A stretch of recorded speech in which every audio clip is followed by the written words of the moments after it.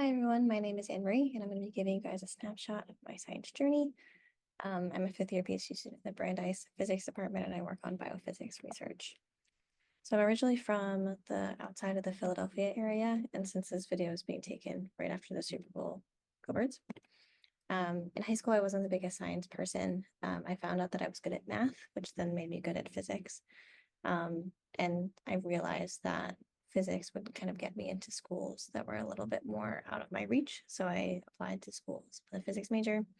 I also, during my senior year of high school, was going to be taking AP Government, and I ended up being put into AP Chem because of scheduling conflicts. So I also took AP Chem and really found out that I loved it after the end of that class, but it's just funny that they put me from AP Gov into AP Chem. Here's just some photos of me from high school, and on the bottom right there is me in AP Chem. And that was my cat in high school. His name is Buttons. So I ended up going to NYU with a physics major. It felt like a really good fit for me. Of the schools that I got into, I really liked the area. So I ended up going from Philly to New York City. And I was a physics major during my first year. This bottom right photo here is a photo of the view from the physics building. And during my second year of NYU, I felt like I wasn't really getting the chemistry perspective through my physics courses that I really enjoyed learning about in AP Chem. So I added a double major in chemistry as well. So I ended up graduating with a double major in physics and chemistry from NYU. So during my junior year of college, I realized that I wasn't doing any research. I felt like I was kind of like stumbling into every next step. So I decided to try to get into a research lab. And all I did was go up to my professor after my quantum mechanics class and say that I really liked his research. And would you let me into your lab?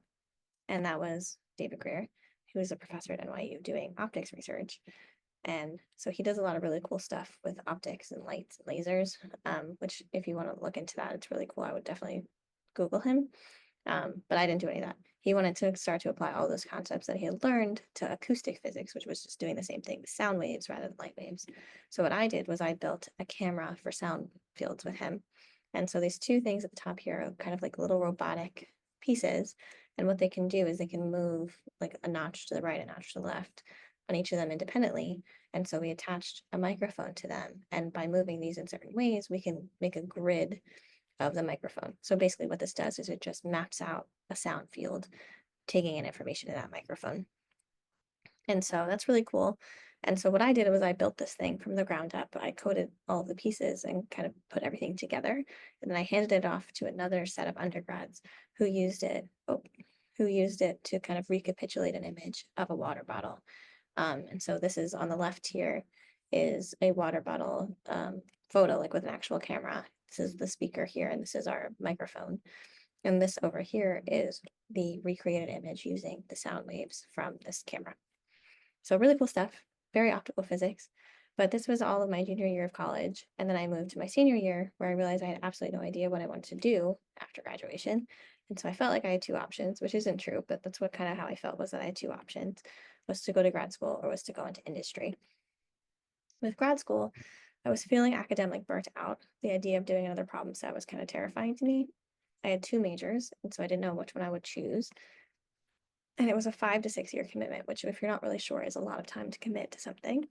And with industry, I was kind of clueless of what jobs I could find, and I wasn't sure if I could move up through industry science without having a higher degree. And so that's where David Greer comes in. Networking is very important because he's given me a lot of opportunities in life, all from just me asking to meet in his lab. He came up to me and said, "Why haven't I written you a letter of rec yet?"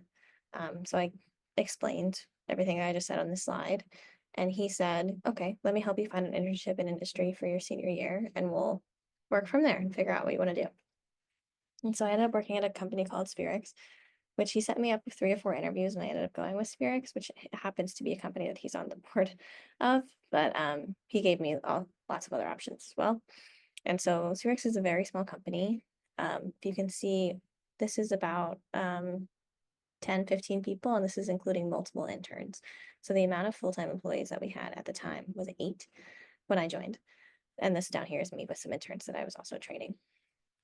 So Spherics is the definition of a garage startup. It's in a 1-bedroom apartment in Manhattan. So it's not a garage, but it's in Manhattan. So it's a 1-bedroom apartment. And then this is the view from the lab.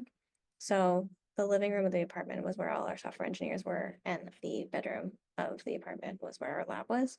And I've covered this up because it's a Halloween costume, and I didn't know if I could show that to high school. And I also adopted 2 kitties during this time. This was Erwin and this one's Ethel. So Spherix develops this instrument called the Excite, and basically it's a benchtop instrument that you can put into labs that you put in whatever system you're working with into these chips, and then it'll do a bunch of analysis for you so you don't have to do any analysis on your own.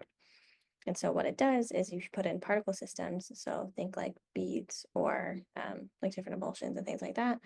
What it'll do, it'll shine light on that, and then a hologram will be created, and then we take a photo of that hologram. And a hologram is just the way that light refracts around a particle. And then we can fit it with a fancy model. This is our fit. And then from that fit, we can get a graph of 2 different variables that that fit gives us. And so size is just, how big your particle is. And the refractive index is a measure of how light moves through a material. So every material has a different refractive index. And so that's really important to Spherix because you can have all of these different materials at the same size, but because we're also measuring refractive index, you can actually differentiate between the 3 different materials in this plot, even though they have the same size. So that's really beneficial to different companies because you can determine all the different materials that you have in your system, regardless of what size they are. So the main project that I worked on was in the vaccine development field, and this was a big bridge for me from optical physics, which is what I've been doing so far, into biophysics types of experiments. And so a goal for most industry companies is to prove that the instrument, which is an Excite, would be beneficial to some type of company to buy from Spherix. So I was proving to vaccine developers that we were beneficial to them to test for contamination. We did a bunch of contaminants. I'm only going to talk about one of them for the sake of time, which was air bubbles down here. Air bubbles are really important in vaccine development in terms of not wanting them to be in vaccines because they can be really dangerous to health. If they get into your body, they can really harm you. And there are also several steps in vaccine development where air bubbles can come about. So it's important for them to be able to measure for those and take the steps they need to get rid of them. But this was a project that was really cool for me because our system had not been optimized to measure for most of the contaminants that I used. So I had to find new ways to take the images, so like changing flow rates and changing the way that we create the samples, and then also changing things on the back end where the analysis was not optimized for finding things at this low of a refractive index. So I had to change a lot of things in terms of the way that we were actually analyzing the data. So by the time I finished the project, I gotten the software to be able to consistently measure air bubbles on top of all of the other contaminants that we've been working with. And so this project really showed me that I really liked doing science with a global health kind of goal. And I really liked that my research was going to impact a real human, like, 1 to 2 steps after I was doing it, because our instrument would be sold to a vaccine developer, and that vaccine developer would be sending vaccines directly to consumers. So I knew that I would be impacting like a normal person, not just scientists, a few steps down. And so that's kind of where I found that I really liked that type of research. And also while working at Spherix, I had a lot of opportunity to talk with other PhDs and other scientists who had not gotten PhDs on whether or not PhD was for me. And because I wanted to make the decisions about the type of research and I wanted to run my own lab one day, I had decided that I needed a PhD in order to do that. So I looked into programs that would allow me to gain the skills that I would need to go back into industry, especially in like a global health context. And I landed on Brandeis for that. So at Brandeis, moved to Boston, so moving my way up the coast. These are the 2 labs that I'm in. I'm co-advised by Professor Guillaume Duclos and Professor Hannah Yevik. I also met my husband at Brandeis. I just wanted to throw that in there, and we adopted a cat together named Charlie. So my research is cellular biology research from a physics perspective. So I do biophysics research. And so I use a cell that I put into a dish. And the cells that I use are adherent cells, which means that they stick to the bottom. And the specific cell that I use will spread out into kind of a rod-like shape as they adhere. Not all cells do this, just the cells that I use happen to have this shape as they adhere. And so if you put those underneath a microscope, you get this kind of image right here over a time lapse. And they move around a lot, they divide. Each of these kind of like, you can see the boundaries are with like white. Each of those are individual cells. So there's like something like several hundred cells in this video right here. And they're all moving on their own and they're dividing and interacting with each other.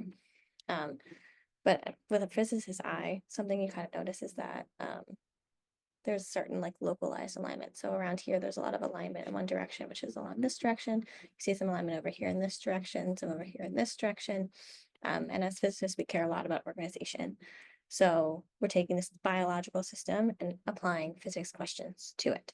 And so since the system is so complex, we had to figure out a way to simplify it a little bit. And so in order to take this to something that's simplified, we can add our cells into a dish with these tiny microscopic grooves that we've added on the bottom of them. And what they'll do is they'll align along those grooves so we can get a whole tissue all in one alignment instead of these like localized pockets of alignment. And this is an image. Each of these kind of like little dots here is a cell, and this is the groove that they're aligning against. And so now that we've had this simplified into one alignment, we can now ask, how can we relate this organization to a biological function? And the answer to that question is calcium. So I'm going to very simplify cellular biology for you. I'm not a biologist, so I'm only going to talk about one organelle that we care about, and I'm only going to talk about gap junctions. And also in terms of calcium, calcium does so many different things in a cell. It is so important, but I'm only going to talk about one specific thing that it does. So if you're really interested in calcium, go look it up. There's so much that it does, but I'm only talking about one thing. So this little yellow thing that we're going to talk about is the endoplasmic reticulum.